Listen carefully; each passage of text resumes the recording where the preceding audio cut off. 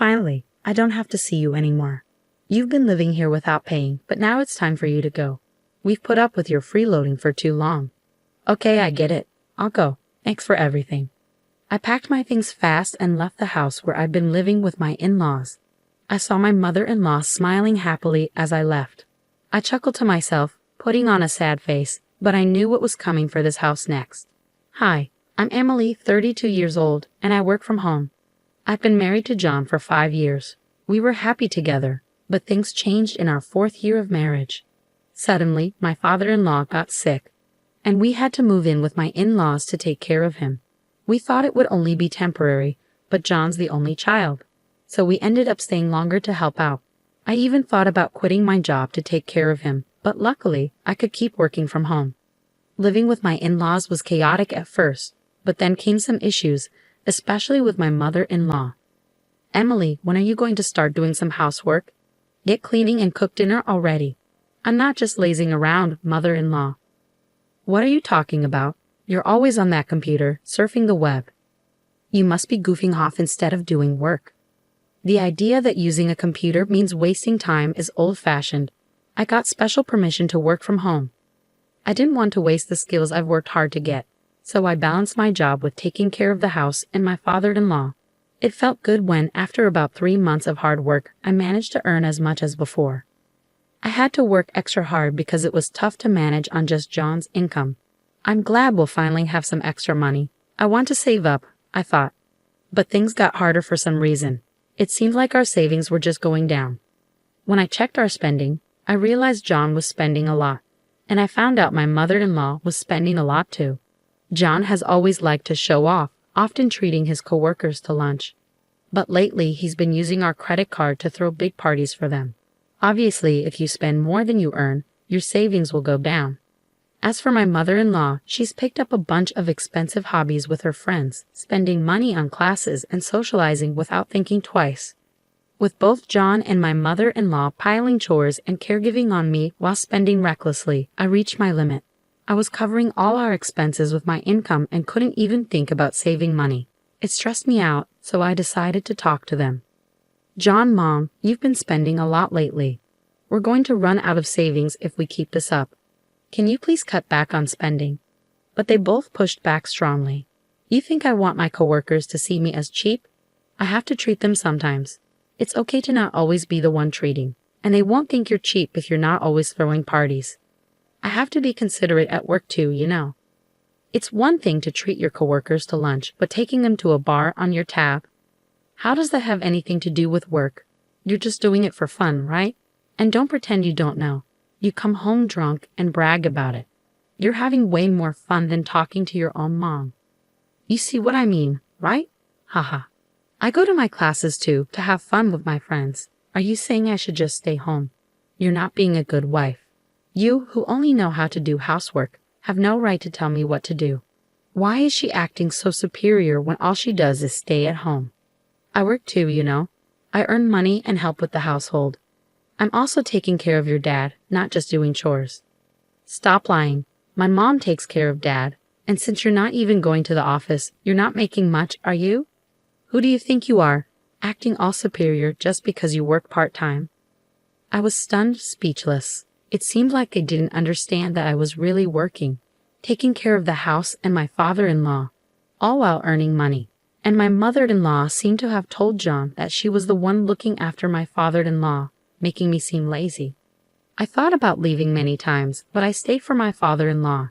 He's always been kind to me since I married John, always saying, Emily, I'm sorry you have to put up with so much. Father-in-law, I don't mind taking care of you. What are you talking about? I feel bad needing care, but I feel worse about how your son and wife are treating you. They're taking advantage of you, aren't they? Well, yes, we couldn't make ends meet with just John's income. It's all thanks to your hard work that we're getting by.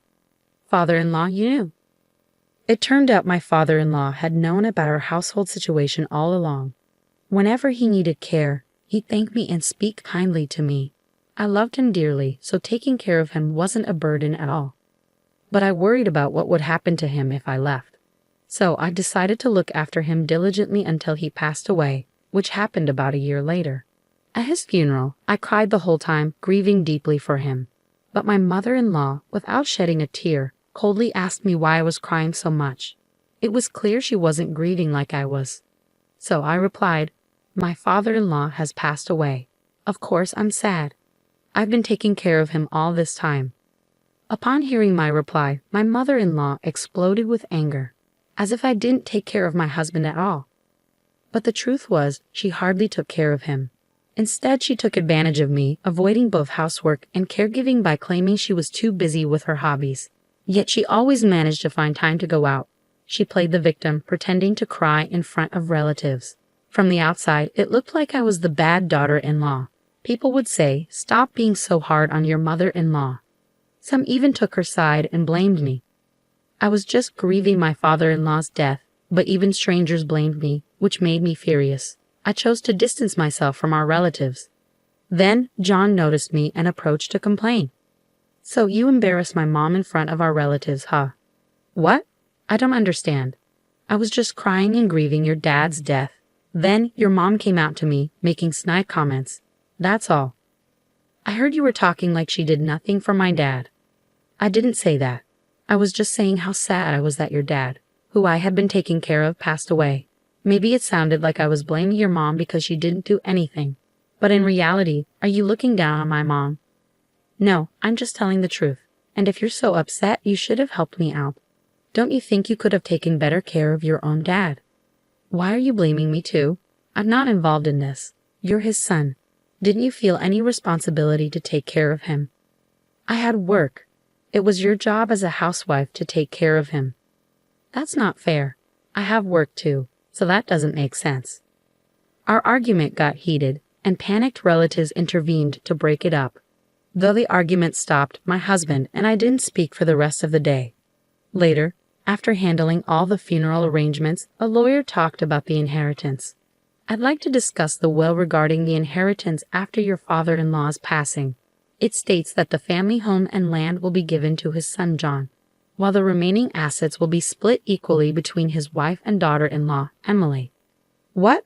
Why would Emily get a share? I'm his wife. Shouldn't everything else be mine if John gets the house and land?" "Your husband wanted to acknowledge Emily's dedication to his care. He wished to leave her a portion of the inheritance as a gesture of gratitude. This was his decision, and it cannot be changed." "Ah, I understand now. So Emily was just looking after him for the inheritance." "Why would you think that?" "It must be. Why else would she dedicate herself to caregiving?" "I've had a good relationship with my father-in-law ever since we got married.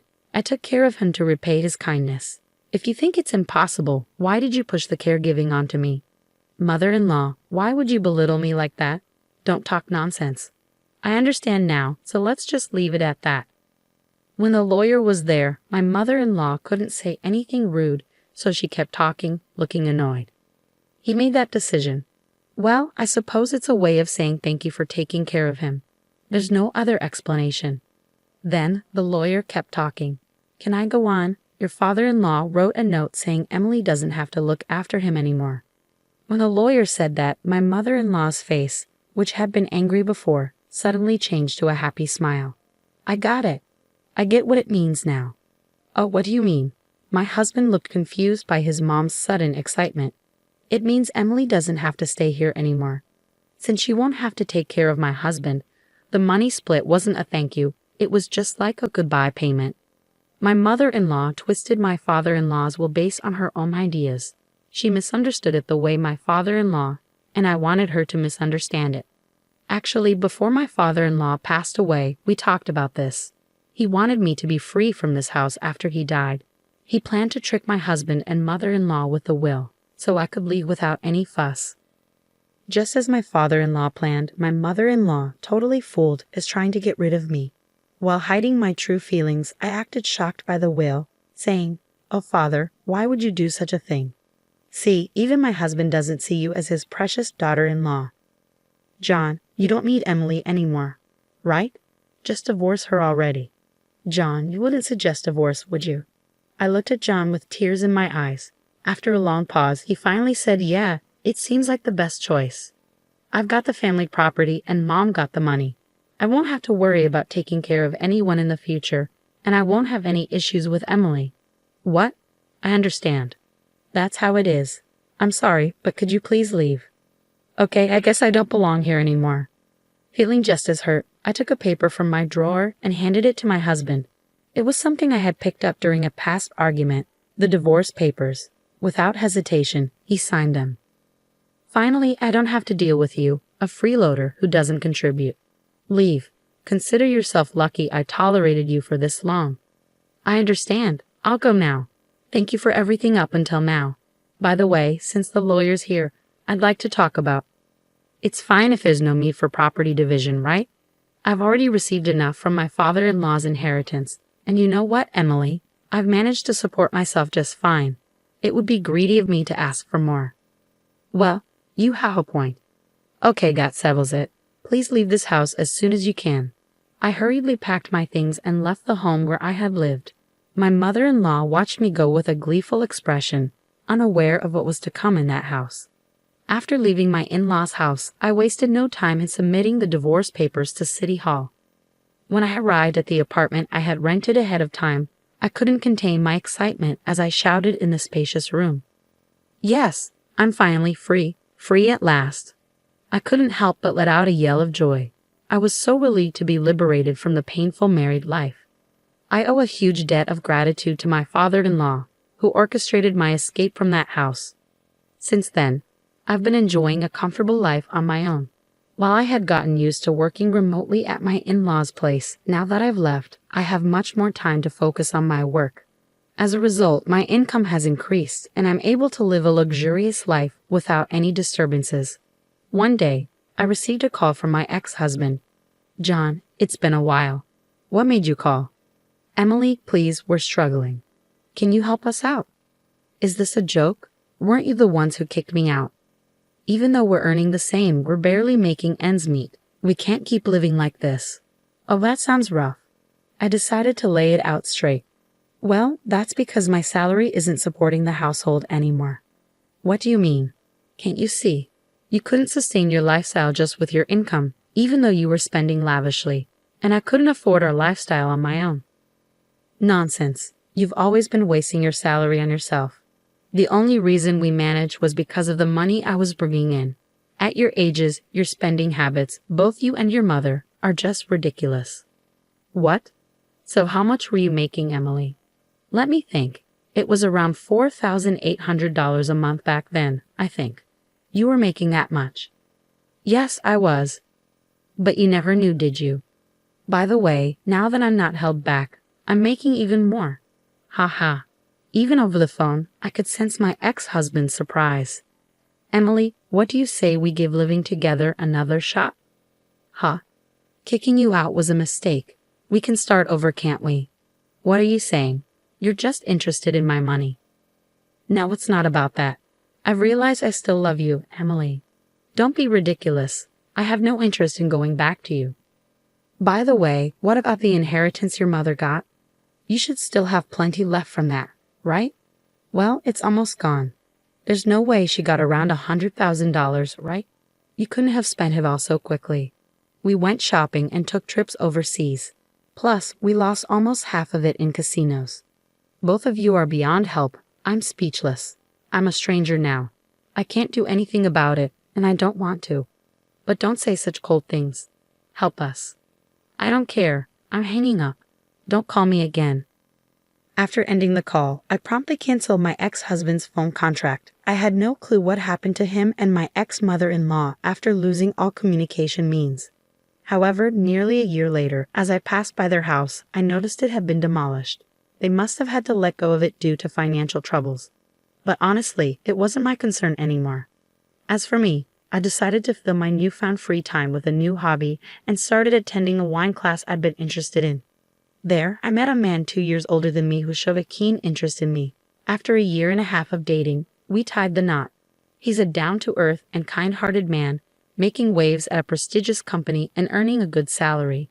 He respects my work, and we share a happy married life built on mutual respect. Lately, I've been pondering if this newfound happiness was a gift from my father-in-law,